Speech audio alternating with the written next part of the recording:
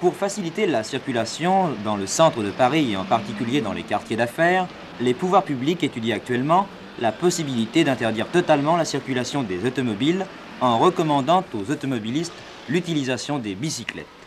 Vous êtes contre ce projet? Absolument, c'est un retour pour moi de 50 ans en arrière. Vous comprenez, la bicyclette, c'est fini, c'est fini. Moi, je suis tout à fait pour. Je suis tout à fait pour.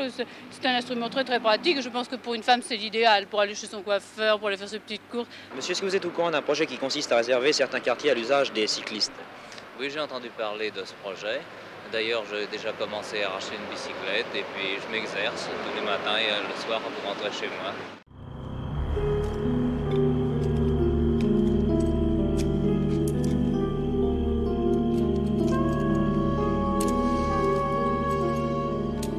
Quelques mois, les arbres de notre région souffrent des pluies acides, provoquées notamment par l'industrie, mais aussi par la circulation automobile. On parle de plus en plus de pots catalytiques, de filtres pour cheminées d'usine.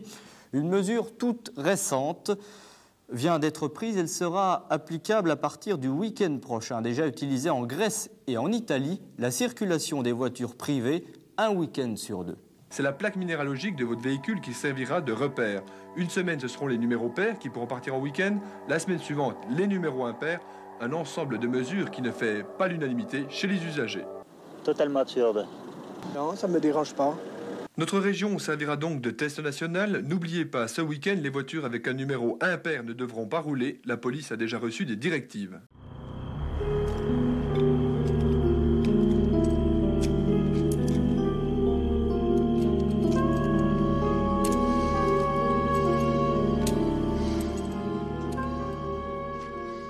Ce geste, fumer une cigarette, vous ne pourrez plus le faire en toute liberté.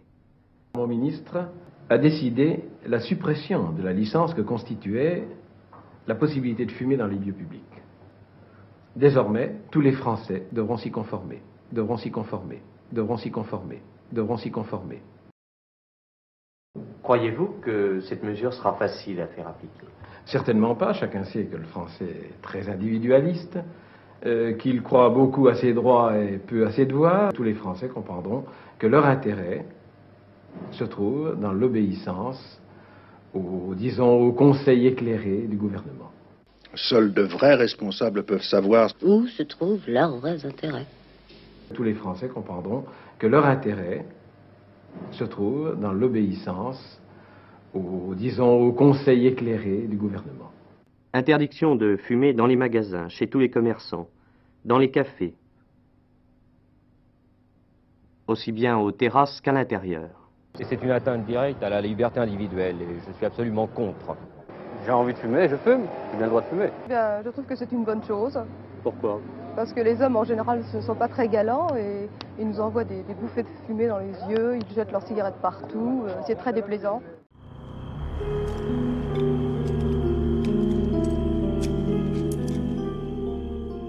La RATP souhaite rouvrir, en particulier à Paris, et ce sera peut-être le cas aussi dans d'autres grandes villes, souhaite rouvrir des lignes de tramway. D'autres sont en préparation en France et en particulier en province.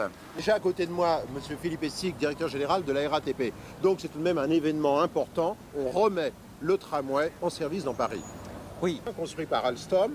Le tramway standard français, c'est exactement, M. Essic, le même que celui de Nantes, qui circulera en 1994, qui circulera donc en France à Nantes, peut-être bientôt à Grenoble, Strasbourg, Toulouse et ici, sur cette ligne.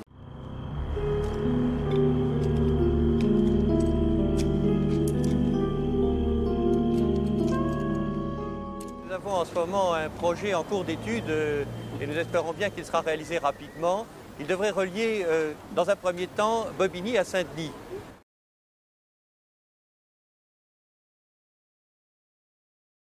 Ce ne sera que la première partie d'un projet plus vaste.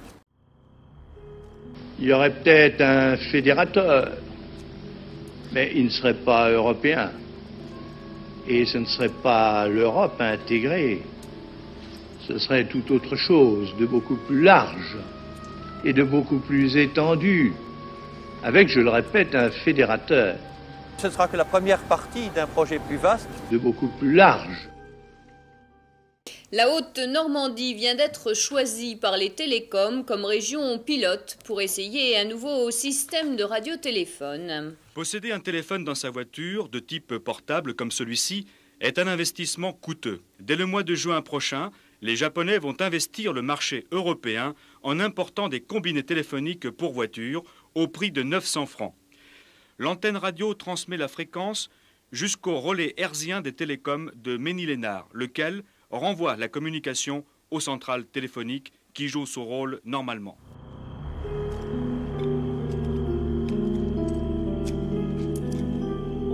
Il n'y en aura pas pour tout le monde.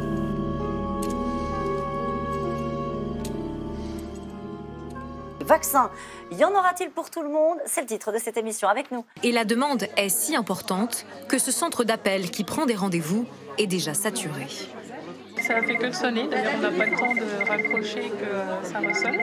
Bonsoir, cela faisait plus de 10 ans que le Tarn attendait son autoroute. Eh bien c'est aujourd'hui chose acquise entre Albi et Toulouse, ceci grâce aux bénéfices dégagés au cours des opérations de privatisation. Fini le calvaire des automobilistes qui empruntent la route Albi-Toulouse, ils auront leur autoroute. D'un côté, une autoroute rapide et payante, de l'autre, gratuite mais lente. À partir de 1991, enfin, on aura brisé le monopole de la route.